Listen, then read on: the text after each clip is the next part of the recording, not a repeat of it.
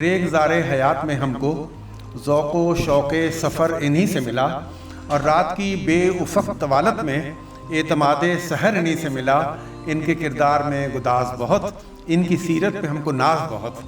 کہا جاتا ہے کہ حصول علم کے لیے جن اقوام کا کتاب سے رشتہ کمزور ہو جائے وہاں تہذیب و اقدار کا خاتمہ شروع ہو جاتا ہے۔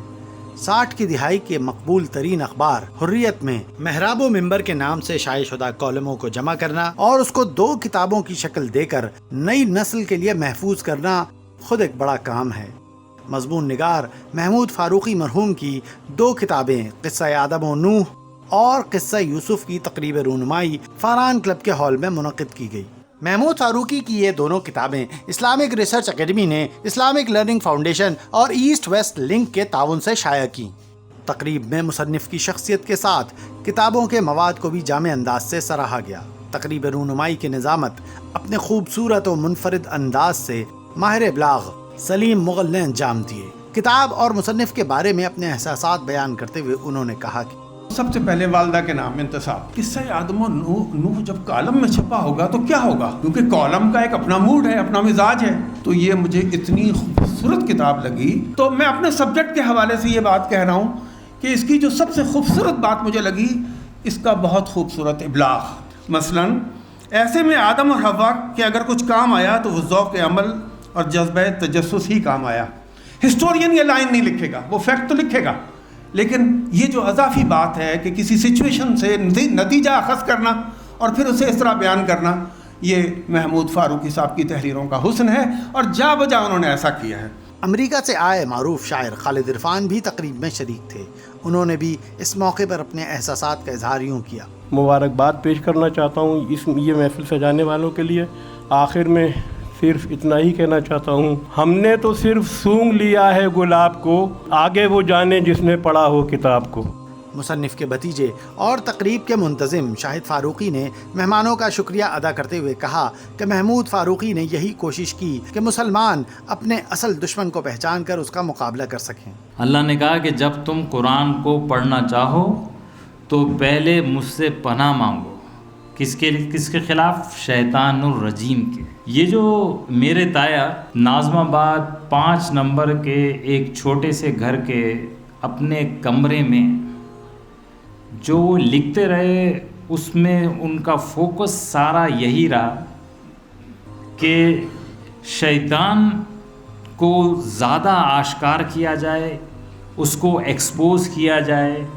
وہ جو کچھ آدم اور آدم کے بچوں کو تباہ و برباد کرنا چاہتا ہے، اس کو اس پیرائے میں سب کے سامنے لایا جائے کہ اردو پڑھنے والوں کی دلچسپی بھی اس میں برقرار رہے، اور وہ اس کہانی سے بھی پوری طرح آگاہ ہو جائیں، اور ساتھ میں وہ اپنے آپ کو اس طرح اکوپ کر لیں اور وہ اسلحہ وہ اپنے پاس رکھ لیں جو ایمان اور یقین اور تعلیم کا ہوتا ہے، تاکہ وہ شیطان کا مقابلہ کر سکیں اور اس کے خلاف نہ خود اکیلے جو ہے وہ اپنے آپ کو تیار کریں، بلکہ جتھا بندی کریں اور اس شیطان کے خلاف ایک منظم مہم چلائیں۔ مہمان مقرر سینئر صحافی و صدر Karachi union of journalist Rashid Aziz نے محمود فاروقی سے اپنی عقیدت کی یادیں تازہ کرتے ہوئے کہا کہ سقراط نے یہ کہا تھا کہ میری خوش قسمتی یہ ہے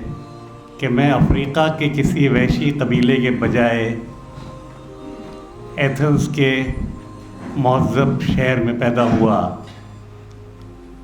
میرا خیال یہ ہے کہ محمود فاروقی صاحب کی بھی یہ خوش قسمتی تھی کہ انہوں نے حیدرآباد تکن جیسے شہر میں آنکھیں کھولی اور وہاں ابتدائی تعلیم حاصل کی اور وہاں پلے پڑے۔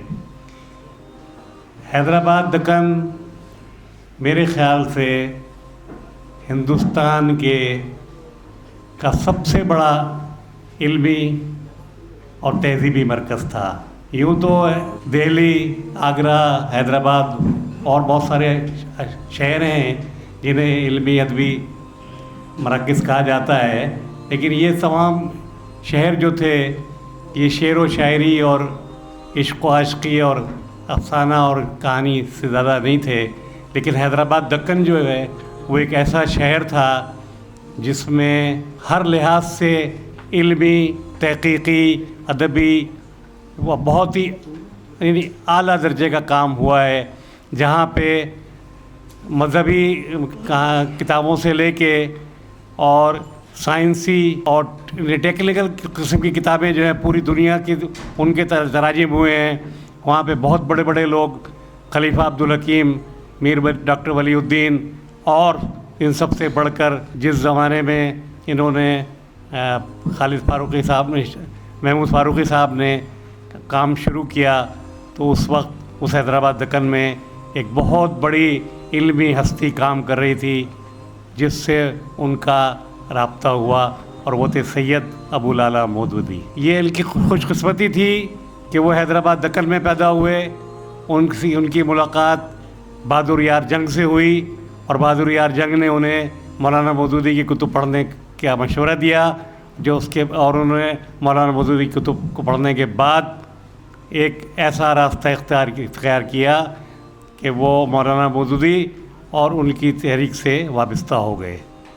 اور انہوں نے سب سے پہلے تو جماعت اسلامی کے ساتھ ان فارسی کا جو ادارہ تھا اس کی وہاں کام شروع کیا. مصنف کے پرانے مداح صدر جمعیت الفلاح قیصر خان نے گرم جوشی سے اپنے جذبات کا اظہار یوں کیا. ان خوش نصیب لوگوں میں ہوں کہ جنہوں نے محمود فاروقی صاحب کو دیکھا اور بالکل ابتدائی عمر میں 8ویں 9ویں کلاس میں، جیسا راشد نے کہا، ان کے کالم محراب منبر کو پڑھا. خالد فاروقی صاحب سے اچھی ملاقاتیں رہتی تھیں جب تک وہ پاکستان میں رہے. شاہد فاروقی، مسعود فاروقی میرے نظر میں قابل مبارکباد ہیں، اور صدقہ جاریہ کے طور پر میں بتا سکتا ہوں کہ یہ وہ اولاد ہیں قابل فخر کہ جنہوں نے اپنے بزرگوں کے کیے ہوئے کام کو سمیٹا اور ایک کتابی شکل دی. کتابی شکل محمود فاروقی صاحب نے نہیں دی تھی، بکھرے ہوئے مضامین ہیں، برسوں پر مشتمل ہے. ان کو جمع کرنا، آپ کے سامنے پیش کرنا، یہ سب کام بڑے مشقت اور محنت کا تھا جو شاہد فاروقی اور مسعود فاروقی نے انجام دیا. تقریب میں موجود کراچی پریس کلب کی نمائندگی کرتے ہوئے سینئر صحافی و شاعر A.H. خانزادہ نے اپنے خوبصورت انداز بیان سے جامع تبصرہ کرتے ہوئے کہا کہ کتاب اور اس کتاب سے بڑھ کر جس صاحب کتاب کے نام پر ہم یہاں جمع ہیں، تو قابل فخر انداز میں یہ کہنے کو جی کرتا ہے کہ ہم بھی اسی مسلک اور اسی قبیلے سے تعلق رکھتے ہیں کہ جو کام 60 کی دہائی میں جناب محمود فاروقی صاحب نے کیا تھا، اپنے قلم کے تیشے سے ابلیس کو للکارا تھا، ہم نے بھی وہی کام انہی کے بتائے ہوئے اصولوں کے مطابق کیا ہے. سابق پرنسپل سر سید کالج قلمکار فرحت عظیم نے بھی تقریب میں اظہار خیال کرتے ہوئے کہا کہ قابل احترام ہے وہ اولاد جو اپنے والد کا ورثہ سنبھال کر رکھتے ہیں، جو اپنے بڑوں کا ورثہ سنبھال کر رکھتے ہیں، نہ صرف سنبھال کے رکھتے ہیں بلکہ اس کو آگے بڑھاتے ہیں اور ان کو پھیلاتے ہیں. میں نے جب کتاب لی اور پڑھنا شروع کیا تو یقین کیجئے کہ میں نے اس کو ایک نشست میں پڑھا. قرآن پر مشتمل واقعات اور ان کا تسلسل قاری کو ایسی گرپ میں لیتا ہے کہ پھر چھوٹتی نہیں ہے ہاتھ سے. کتاب کو ختم کرنے کا حکم دیتا ہے پھر یہ ہمیں، اور کتاب ختم ہوئے بغیر ہم ہاتھ سے رکھ نہیں سکتے. یہ بال سے باریک اور شیشے سے نازک مرحلہ ہوتا ہے.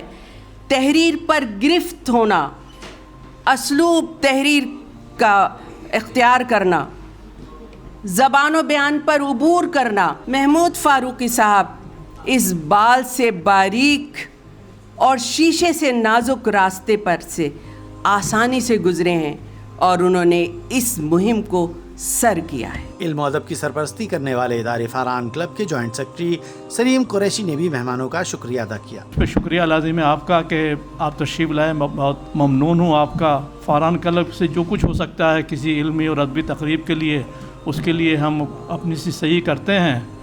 اور جب خصوصاً کتاب کی جب کوئی تقریب ہوتی ہے تو ہمیں محسوس ہوتا ہے کہ ہم اپنا مقصد حاصل کر رہے ہیں. محمود فاروقی کے صاحبزادے مسعود فاروقی نے بطور میزبان کتابوں کی تیاری اور معاونت کرنے والے افراد کے نام لے کر خصوصی شکریہ ادا کیا. اس کتاب کے جو آغاز ہوا اس میں مسلم سجاد مرحوم آئی، ان سے شروع کیا. ہمارے چچا نے ریکمینڈ کیا کہ بھئی ان کے پاس جایا جائے ان سے, تو انہوں نے اس کی کمپائلنگ وغیرہ شروع کی. خاصا عرصہ نکلا, لیکن یہ کہ وہ کام جو تھا اہم بنیادی کام اویلیبل تھا, جس کی وجہ سے یہ دونوں ہمارے بھائی آگے بڑھ سکے.